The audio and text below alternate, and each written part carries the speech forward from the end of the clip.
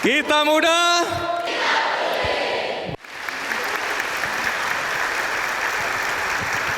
Teman-teman, senang sekali berada di UNAS lagi, ketemu dengan mahasiswa UNAS. Karena hari ini aku hendak mengundang tamu-tamu istimewa, anak-anak muda yang akan memberikan inspirasi. Karena apa?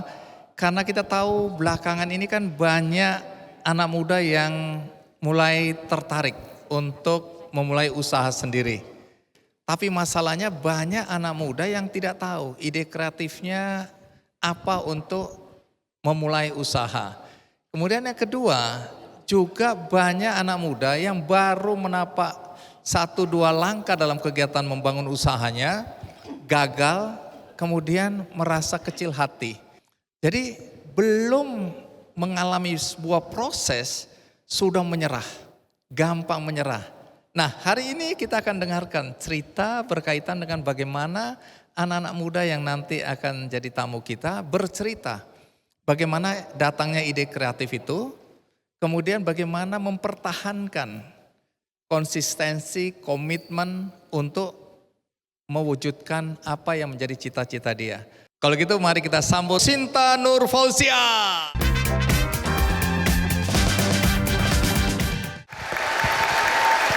Sinta, terima kasih. Mau nyapa teman-teman boleh?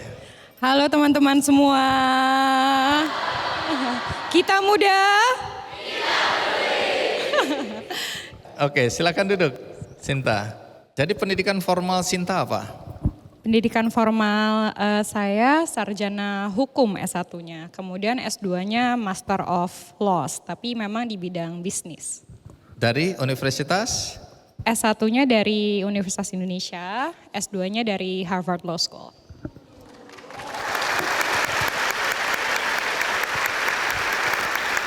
Tapi sekarang dengar-dengar jualan mie instan. Betul. Jualan snack juga. Jualan snack juga. Apa korelasinya antara bidang hukum yang dipelajari sama usaha yang sekarang ditekuni? Saya pikir korelasi dari bidang hukum dan mungkin dari semua ilmu ya, Bang Andi ya, itu adalah kepedulian terhadap masyarakat ya. Dan bagaimana kita membuat usaha yang bisa menjadi solusi bagi masyarakat. Baik. Tapi apakah pernah atau Sinta pernah, ini kan bidang hukum, jadi pengacara, lawyers atau apa? Tentu saja pernah. Pernah? Pernah. Oke, berapa lama itu? Kira-kira sekitar 5 tahun sebelum akhirnya S2 dan kemudian pindah haluan total. Tapi sebelumnya memang saya sebagai pengacara punya bisnis ya, jadi selalu ada side bisnis.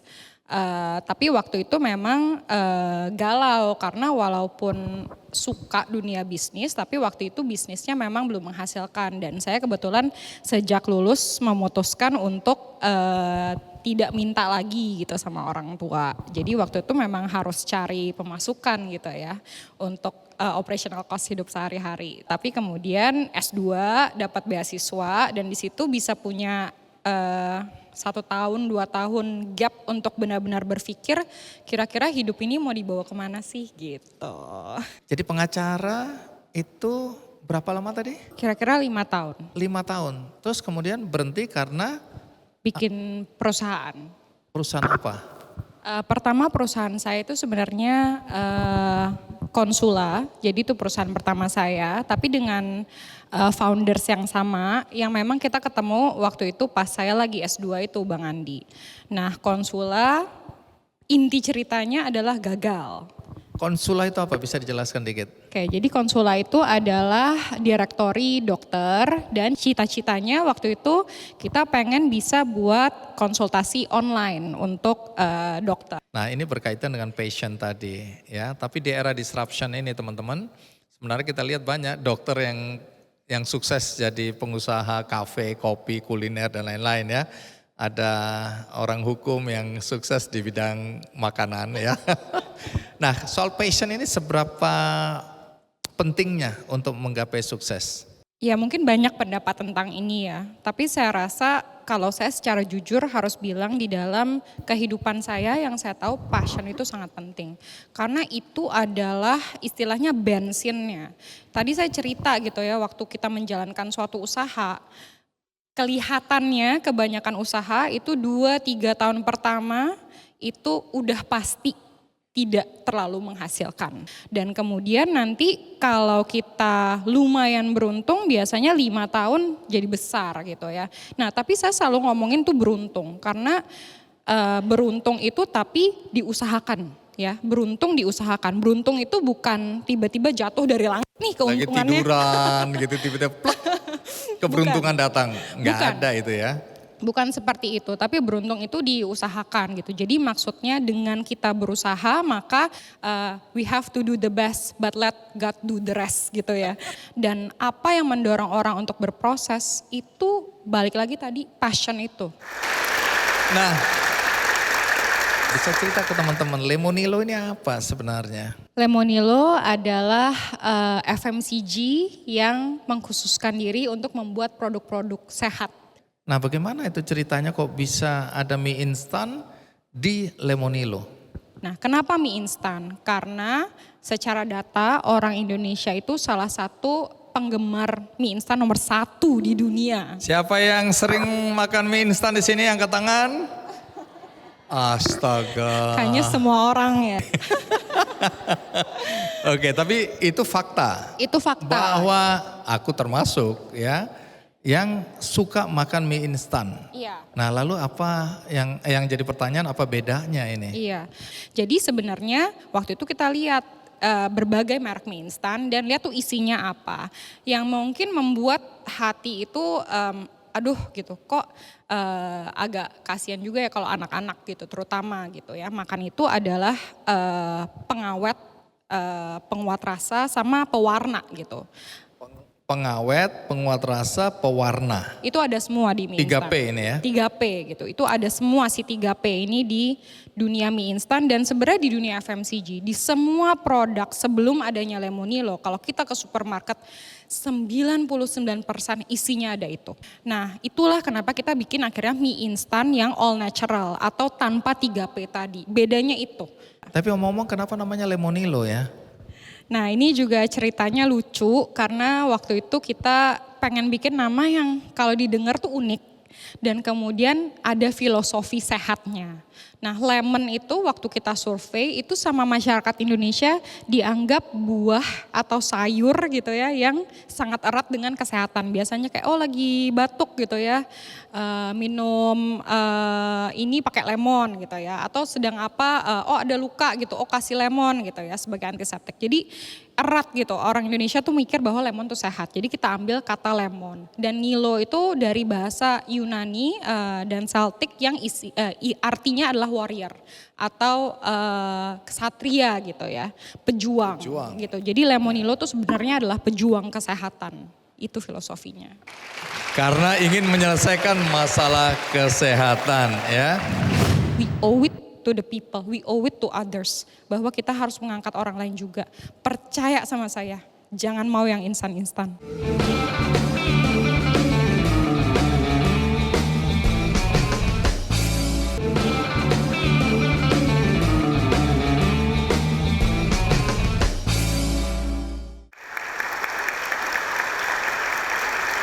Mengatasi problem ada mindset bahwa makanan yang bergizi, makanan sehat itu nggak enak. Kalau di dunia makanan orang Indonesia tuh paling anti sama makanan nggak enak. Kayaknya walaupun sehat nggak enak, nggak usah deh, mendingan gue sakit gitu ya. Nah makanya karena itu kita menyadari juga dari market research. Tapi sekarang dengar-dengar mie instan ini semua itu diproduksi oleh Lemonilo sendiri. Nah, kenapa kita tadinya jualan banyak produk gitu ya, kita kurasi, kita liatin ingredientsnya satu-satu, kita ngomong sama produsennya, dan kemudian yang kita lakukan adalah kita bikin website. Itu adalah bahasa kerennya MVP gitu ya, atau produk minimum untuk bisa menjangkau masyarakat gitu. Jadi itu yang simple. Dan kemudian setelah kita bikin website, kita kan dapat data-datanya gitu ya Bang Andi. Apa sih produk yang sebenarnya laku gitu, yang dicari oleh masyarakat.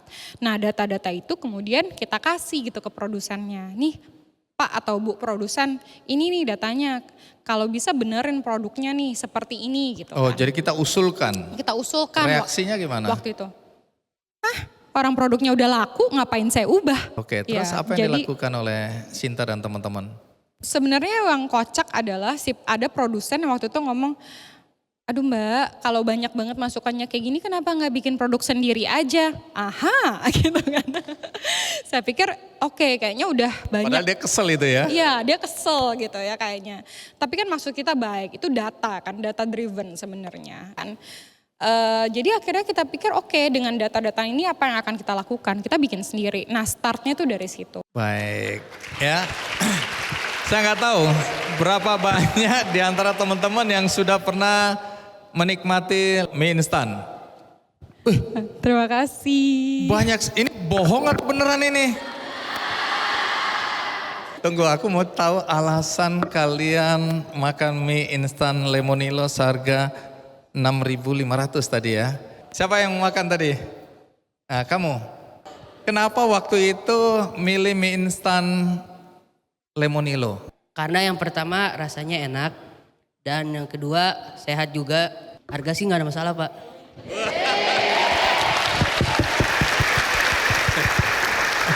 Nah, ini ada yang bertanya memang sudah mendaftarkan diri. Namanya Kalista Maurisitania, Program Studi Administrasi Publik. Oke, Kalista mau bertanya ya. Silakan tanya langsung ke Kak Sinta. Mengingat sekarang tuh warga Indonesia untuk mengonsumsi makanan sehat tuh masih rendah ya.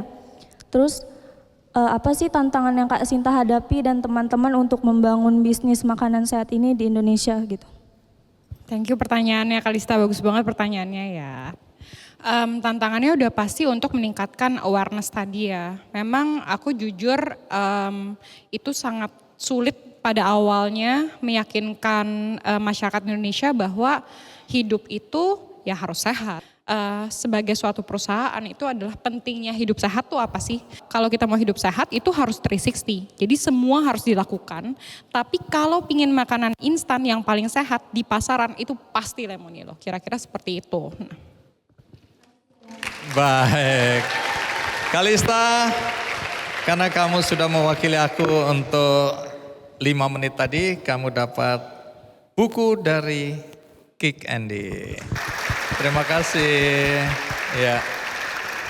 Nah, di sini ada Pak Swadi ya, Dr. Swadi ya, mewakili universitas yang ingin menceritakan. Jadi kalau bicara di UNAS ya, apa saja yang dilakukan yang mendorong anak-anak mahasiswa untuk terjun ke dunia kewirausahaan ini, terutama UMKM?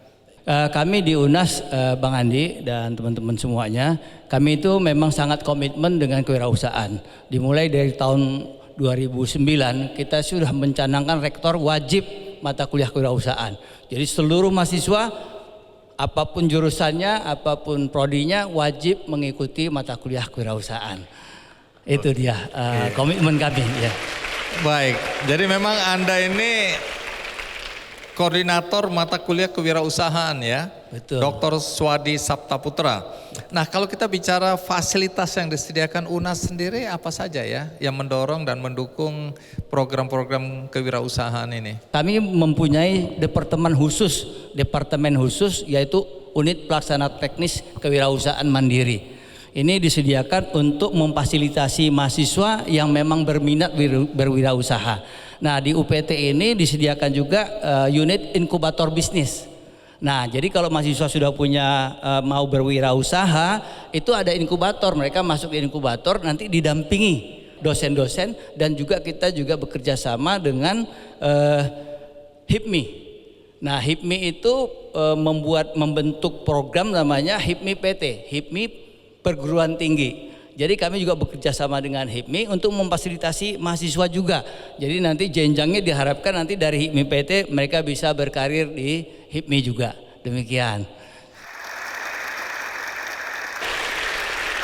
Ini cocok ini nanti frekuensinya sama dengan Kak Sinta ya. Nah kalau bicara sebagian mungkin anak-anak yang hadir di sini, mahasiswa yang hadir di sini atau siapapun yang mungkin nggak datang hari ini, yang masih ragu-ragu untuk terjun ke dunia usaha, kewirausahaan, ini apa pesan Anda kepada anak-anak mahasiswa ini? Ya, pesan kami, saya mengatakan kami karena kami ada beberapa dosen kewirausahaan khususnya yang selama ini membina mahasiswa. Kami berpesan kepada mahasiswa dengan fasilitas yang ada dan dengan menyaksikan, kami juga sering mengadakan webinar, kami juga mengadakan workshop pelatihan untuk berwirausaha. Jadi dengan demikian kami berharap adik-adik mahasiswa jangan ada lagi yang ragu. Kalau memang mau memulai berwirausaha, silahkan memulai langsung saja. Tapi ingat, pengalaman dari Kak Sinta tadi adalah berproses. Demikian Bang Andi, terima kasih. Baik, menarik. Kita berikan aplaus untuk UNAS. Terima kasih. Ya, diwakili oleh Dr. Suwadi. Terima kasih. Nah, boleh dikasih tahu ke teman-teman apa hal yang perlu menjadi perhatian ketika kita memulai satu kegiatan usaha? Ada nggak tips buat teman-teman yang mau memulai kegiatan usaha? Apa yang harus mereka perhatikan? Mungkin banyak gitu ya tipsnya, tapi saya rasa ada 3 hal yang paling penting gitu. Yang pertama, kita harus tahu tujuan gitu. Kita membangun usaha itu apa sih gitu. Tujuannya apa? Gitu. Karena tujuan itu mengklarifikasi segalanya. Kita cari satu apa yang paling utama dan di situ kita harus mati-matian menguasai. Yang kedua adalah mencari tim yang tepat. Membangun usaha pasti kalau sendiri lebih sulit dan lebih lama daripada kalau kita memiliki tim. Yang ketiga, yang terakhir adalah uang bukan segalanya. Jadi banyak yang berpikir bahwa saya tuh harus membuat usaha kalau saya tuh udah punya pendanaan 1 miliar gitu ya.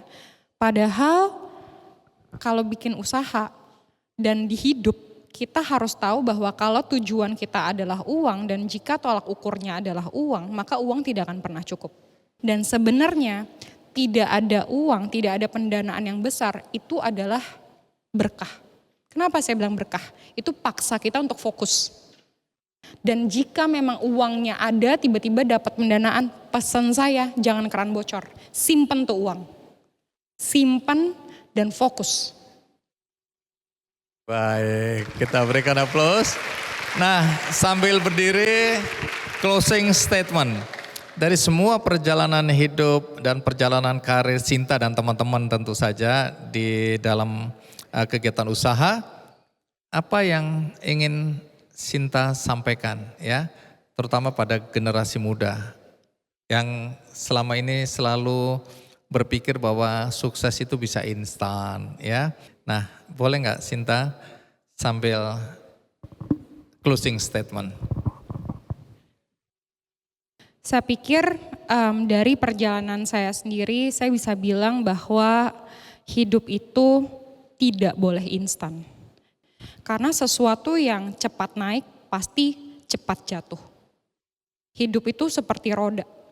Pada saat kita di atas biasa aja, pada saat kita di bawah biasa aja.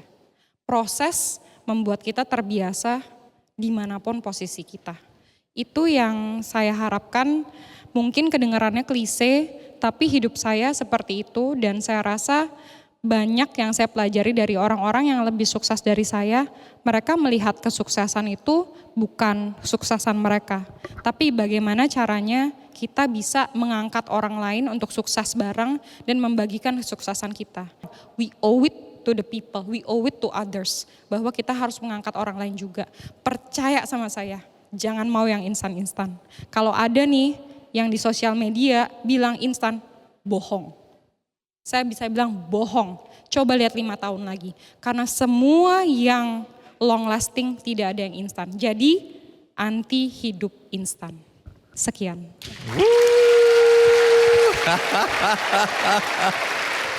Terima kasih Sinta, sukses selalu. Jadi Sinta datang ke sini juga membawa kebahagiaan. Karena di bawah kursi Anda ada pita berwarna orange.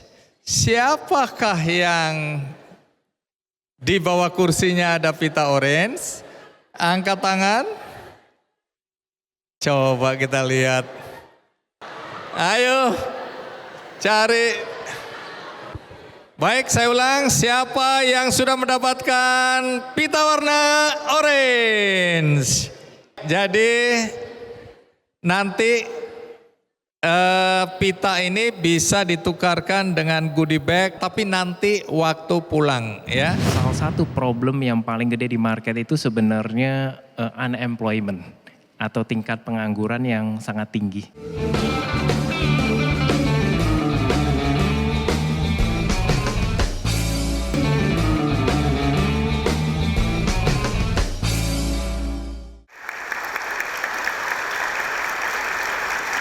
Jadi di dalam perjalanan hidup anak-anak muda banyak yang kemudian tidak tahu akan masuk atau akan menjalani karir di bidang apa. Kemudian ada juga teman-teman yang sudah punya keterampilan tapi dia merasa bahwa keterampilannya ini belum dioptimalkan, belum bisa dikapitalisasi. Sehingga mereka juga tidak tahu bagaimana cara untuk mendapatkan pekerjaan dengan keahlian yang dia miliki. Kemudian ini ada tren anak-anak muda yang sekarang merasa bahwa aku ingin bekerja tidak harus di kantor, aku ingin bekerja dimanapun aku berada. Nah, tapi bagaimana caranya? Ada satu anak muda yang mencoba memecahkan masalah yang dihadapi oleh anak-anak muda Indonesia. Siapa dia? Mari kita sambut Ryan Gondokusumo.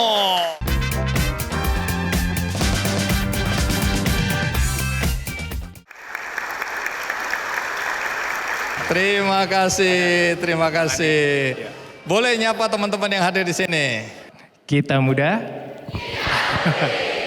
Kalian pasti akan tertarik ya, karena ini adalah peluang buat anak-anak muda mengembangkan dirinya melalui sebuah platform yang namanya 1000.com. Nah, persisnya 1000.com ini apa? jadi 1000.com itu sebenarnya kita ada suatu platform yang menghubungkan antara pebisnis sama freelancer atau penyedia jasa. Sampai hari ini kita udah handle lebih dari 40.000 klien. 40.000. Betul. 40.000 itu freelancer atau orang yang meminta jasa? Yang meminta jasa. Meminta jasa Iya. melalui 1000.com. Betul. Kalau freelancernya udah berapa banyak? Freelancernya kita sampai hari ini yang register udah 1,2 juta. 1,2 juta. Wow. Baik, jadi freelancer ini nggak selalu mereka yang sudah bekerja. Ada nggak mahasiswa? Banyak dari mereka mahasiswa Oh, juga. banyak mahasiswa. Betul. Jadi kalau bicara freelancer ini boleh dijelaskan apa kontribusi mereka di sini dan bagaimana cara kerja 1000.com ini antara yang meminta jasa dan yang menyuplai jasa. Jadi freelancer kita rata-rata itu adalah mereka yang punya skill setnya seperti desainer, website, programmer, UI UX, ya, content creator, translator gitu. Dan rata-rata itu skill level job.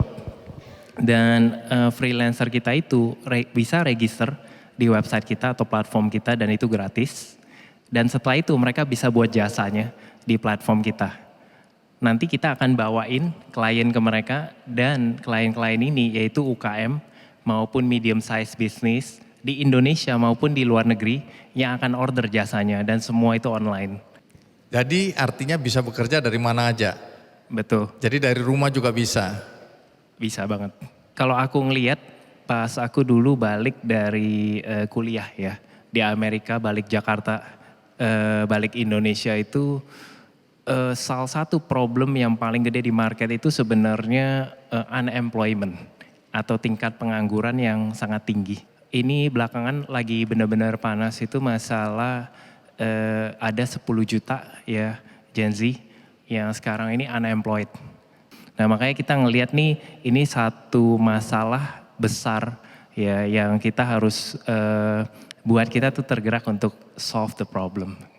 Jadi lahirnya 1000.com untuk menyelesaikan masalah pengangguran di negeri kita tercinta ini.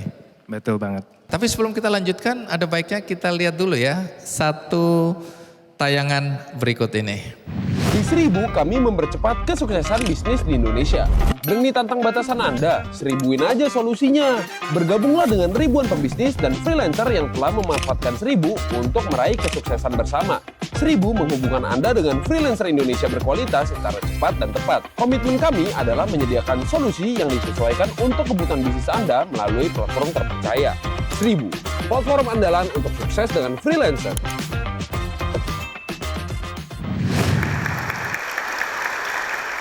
Yang biasanya minta dibantu jasa apa aja yang paling banyak sekarang ini? Jadi kita banyak banget itu bantu sebenarnya new business ya, atau pengusaha baru.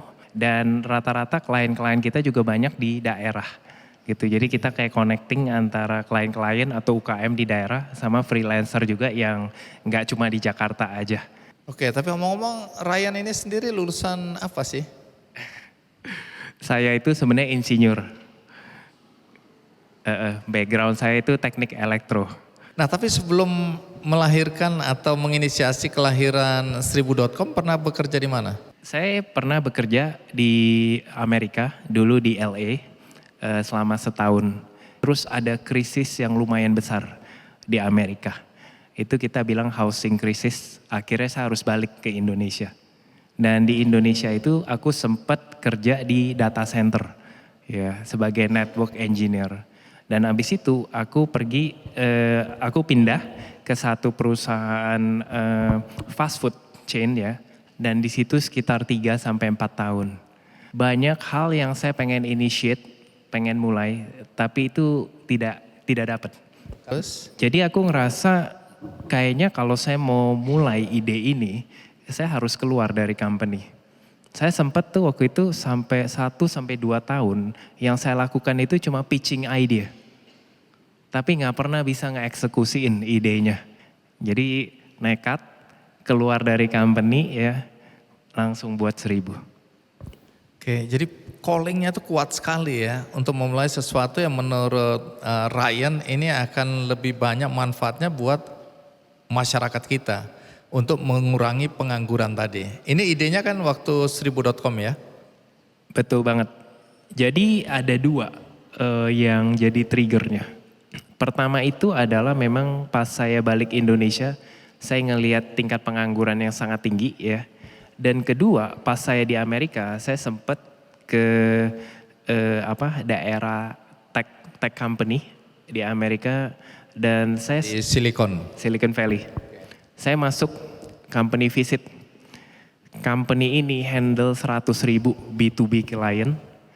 Dan yang saya paling kaget, di dalam company ini cuma ada 15 orang. Oke, apa yang membuat Ryan kaget dan kemudian terinspirasi? Jadi saya selalu dari dulu itu ngerasa kalau saya punya one day punya satu company itu saya nggak mau terlalu banyak orang. Ya karena terlalu banyak orang itu juga akhirnya banyak headache-nya juga. Tapi saya mau bantu banyak orang. Kalau di Seribu.com ini, itu di seluruh Indonesia ada freelancer yang menawarkan jasa di sini? Betul. Jadi freelancer kita itu banyak di Jakarta ya. Top 5-nya itu ada di Jakarta, Bandung, Jogja, Surabaya sama Medan. Gitu. Jadi itu tidak centralized ke satu tempat aja. Nah, kalau di Seribu.com, apakah ada pesanan dari luar negeri? Kalau di Seribu.com itu sekitar 3-5% klien kita itu dari luar negeri. Oh, Mas Andi. jadi ada itu ya? Betul. Mereka minta apa itu biasanya? Dibuatkan apa atau jasa apa yang mereka butuhkan? Ada investment company dari New York, dia minta dibuatkan dia punya video company profile. Gitu, dan aku percaya maksudnya di negara-negara yang lain juga ada ya kayak di Eropa. Dan aku percaya banget sebenarnya talent Indonesia tuh bagus-bagus. Kualitasnya itu gak kalah sama talent luar negeri. Yang kurang itu kesempatannya. Dan aksesnya supaya bisa tap in ke market luar negeri. Gitu, makanya goalnya sama visinya Seribu ke depan. Ya ditambah plus 1 lagi itu adalah gimana buka pintu sama akses talent Indonesia ya ke luar negeri. Dan jadi freelancer itu nggak bisa cuma kita jago eksekusi aja atau jago gambar, misalnya jago desain, jago programming, nggak bisa. Ya harus ngerti juga gimana cara communicate sama merekanya. Gimana cara baca suasana sama manage expectation mereka. Wah. Jadi kalau joke-nya dulu kan ada anak yang dimarahin sama orang tua karena di kamar terus kan. Ini anak kamu tuh, ayo keluar kerja gitu kan. Ibu, aku lagi kerja. Kerja apa? Di kamar terus main komputer terus gitu kan. Tak tahu dia punya penghasilan. Itu dulu. Sekarang orang udah tahu di rumah pun kita bisa bekerja dan menghasilkan uang ya. Nah salah satunya ya menawarkan jasa ke 1000.com tadi ya. Ayah saya satu-satunya yang datang ke saya, kamu udah keluar dari company lama, kenapa cuma kasih 8 bulan untuk ini? Be persistent, saya masih ingat kata-katanya dia.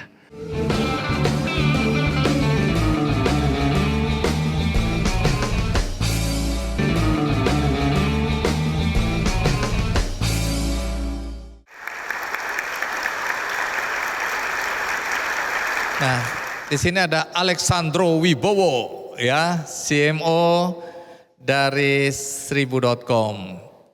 Alex, apa kelebihan 1000.com dibandingkan penyedia jasa semacam ini misalnya kalau ada ya di luar negeri maupun di dalam negeri yang berkaitan dengan menyediakan jasa pelayanan seperti tadi, terus kemudian menjadi ajang bagi freelancer untuk berkarya. Apa kelebihan 1000.com? Di Indonesia, 1000.com 13 tahun dari awal sampai sekarang itu bisa dibilang tidak ada kompetitornya. Karena kita sudah berjalan cukup lama. Memang kompetitor kita yang ada di Indonesia sebenarnya dari luar negeri, Mas Andi. Ya, ada satu yang memang dari negara Asia, tapi mungkin teman-teman yang lain lebih mengenal brand-brand yang dari Amerika. Jadi mereka ada masuk ke sini, tetapi yang melayani bisnis di Indonesia tuh kita hanya 1000.com dan satu brand tadi, Mas Andi. Nah, apa sih perbedaannya 1000? Yang pastinya kita lokal. Karena kita lokal, kita grassroots, kita mengerti market Indonesia, kita mengerti kebutuhan market Indonesia, sehingga pelayanan jasanya dan juga customer service kita itu sangat komprehensif untuk Indonesia. Itu menjadi USP utama kami bisa bersaing di pasar sendiri. Pendekatan, ini saya mau tahu nih, pendekatan ada permintaan dulu baru kita cariin freelancernya, atau ada freelancer yang menawarkan jasa baru kita buka peluang untuk menerima pesanan. Mana yang lebih dulu? Kita jalankan dua-duanya, Mas Andi. Jadi untuk yang layanan kita sudah tahu ada potensi pasar dan sudah berjalan, kita juga mencari talent-talent baru untuk di kategori-kategori tersebut. Tapi karena 1000.com bersifatnya seperti marketplace, kita juga tidak menahan teman-teman freelancer yang punya ide dan menawarkan jasa-jasa yang unik. Contohnya aja, di tempat kita tuh ada jasa joki Mobile Legend. Joki Mobile Legend. Tapi yang lagi rame lagi sekarang di 3 bulan terakhir adalah jasa curhat online. Jasa curhat? Betul. Tunggu. Siapa yang biasanya sabar mendengarkan curhatnya teman-teman? Ini peluang loh ini. Kalau melihat peluang ini Alex ya, ini kan teman-teman mungkin bertanya lah, kalau aku baru memulai, aku mungkin tidak memenuhi standar, boleh tahu nggak kriteria untuk bisa jadi freelancer dan bagaimana caranya? Oke, untuk jadi freelancer ini sangat mudah. Mendaftar itu semua free, teman-teman. Ya, kalau misalnya sudah mendaftar, lalu dia menawarkan apa sih jasa yang saya mau berikan? Mungkin saya sebagai pendaftar saya taruh, logo desain, kemasan desain sama curhat online. Boleh, jasanya boleh berapapun sebanyak-banyaknya silakan. Ya. Nah nanti dari situ akan masuk ke algoritma kita. Memang seperti kalau kita order di marketplace, kebanyakan orang yang mengorder yang harus ada, biasanya yang udah ada ratingnya. Nah ini biasanya nanti kita bantu, kita carikan juga klien-klien yang tidak keberatan untuk menggunakan freelance yang masih baru, masih newbie. Nah, sehingga teman-teman juga mendapatkan rating untuk bisa meningkatkan. Apa sih meningkatkan? Untuk meningkatkan chance dipilih oleh klien karena it's a free market adalah rating. Dan ini biasanya rating ini bisa dipicu dengan harga. Nah di sini ada juga ternyata ya 1000.com punya campaign 1000-in aja. Itu apa itu? Nah ini tahun ini adalah kita ingin menjadikan tahun freelancer. Yang dimana kita ingin menormalisasikan tadi penggunaan freelancer. Jadi kita melakukan sebuah campaign yang ibaratnya kalau Anda perlu sesuatu bisa di1000-in aja. Contohnya tadi Anda baru putus pacar, 1000-in aja curhatnya. Ada UMKM baru buka, mau buka coffee shop, 1000-in aja logonya. Itulah campaign yang kita lagi jalankan, Mas Andi. 1000-in aja. 1000-in aja. Oke, kita berikan aplaus untuk Alex ya. Tapi sebelum kita menuju closing statementnya Ryan, ini ada mahasiswa yang mau bertanya, boleh ya? Namanya Bunga Ismi Riani. Silakan naik, kita berikan aplaus untuk Bunga. Oke, Bunga duduk di sini, silakan tanya apa yang kamu mau tanyakan ke Kak Ryan. Seperti yang sudah Kak Ryan jelaskan, kalau 1000.com merupakan sebuah platform yang menyediakan jasa freelance. Jadi pertanyaan pertama, kalau ada di antara mahasiswa yang ingin menjadi freelancer di 1000.com, bagaimana ya caranya? Pertanyaan kedua, bagaimana bagi hasilnya? Jadi pertanyaan pertama ya, cara daftarnya itu adalah tinggal masuk ke websitenya kita, 1000.com tanpa E. Ya. Habis itu di atas kanan, di headernya itu ada fitur namanya daftar sebagai freelancer. Dan itu free, tidak dipungut biaya. Nanti setelah berhasil daftar, Bunga akan di-prompt untuk buat jasa.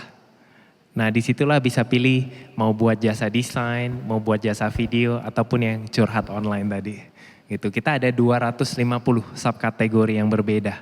Pertanyaan kedua, di 1000 itu kita itu ingin nge-promote dan nge-encourage freelancer. Jadi kita itu cuma ngambil 10% aja komisi daripada setiap transaksi yang terjadi. Dan freelancer kita dapat 90%. Gitu. Jadi kita 10% itu kita pakai untuk operasional ya. Wow, Thank you. Jadi 90% ke freelancernya ya. Baik, ini Bunga buat kamu ya. Terima kasih sudah mewakili aku tadi ya. Baik, kita berikan aplaus kembali untuk Bunga. Baik Kak Ryan ya.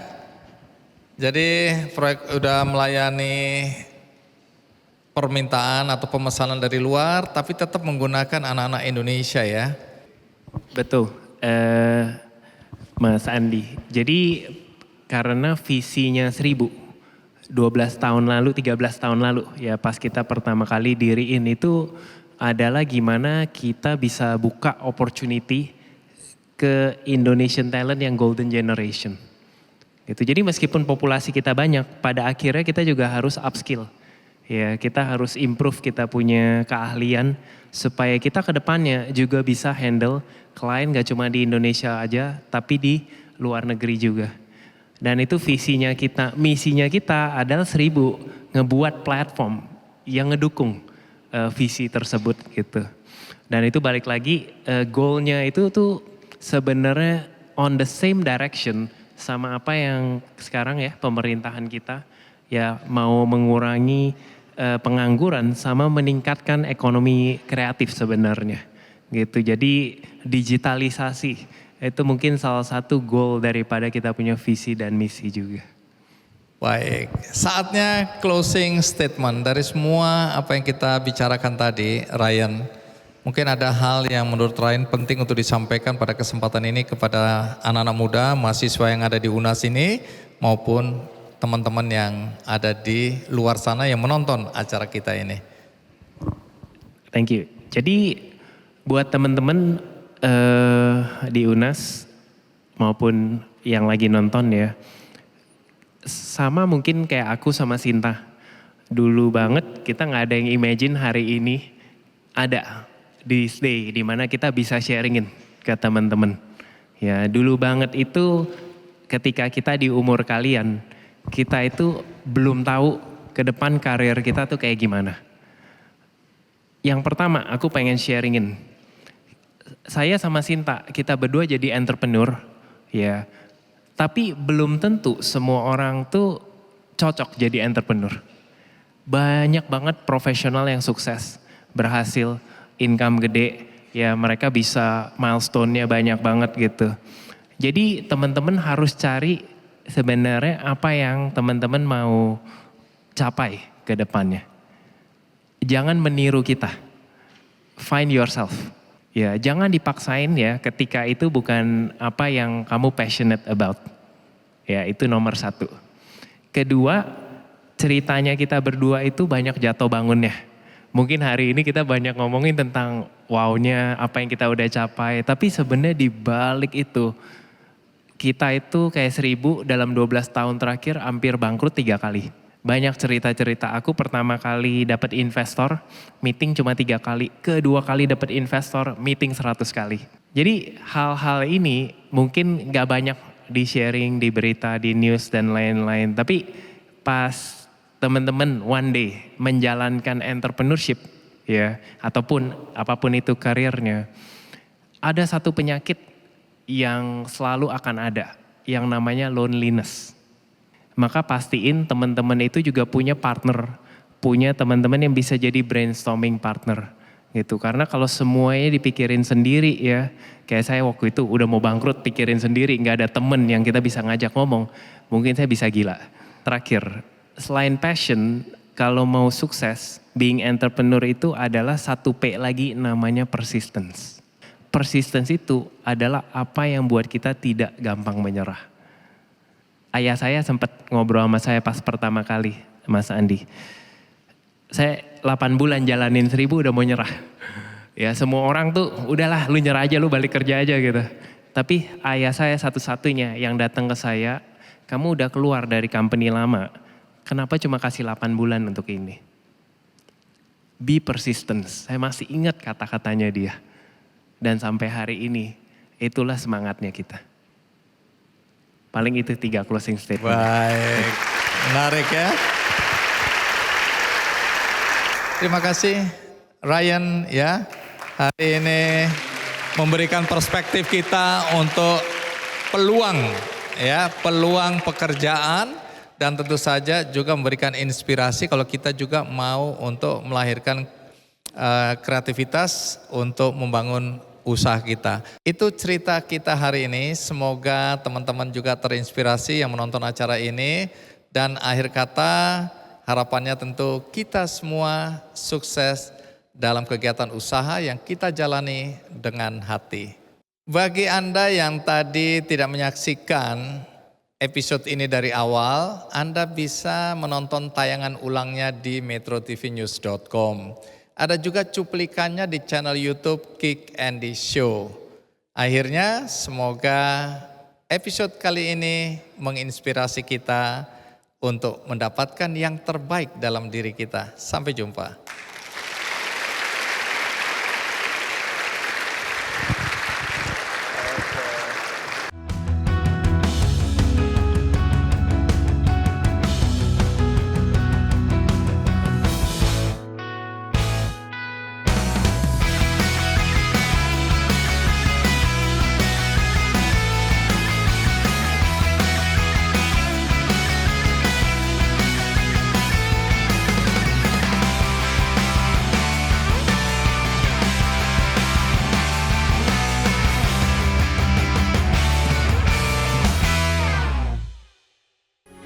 Metro TV. Jelajahi cara baru mendapatkan informasi. Download Metro TV Extend sekarang.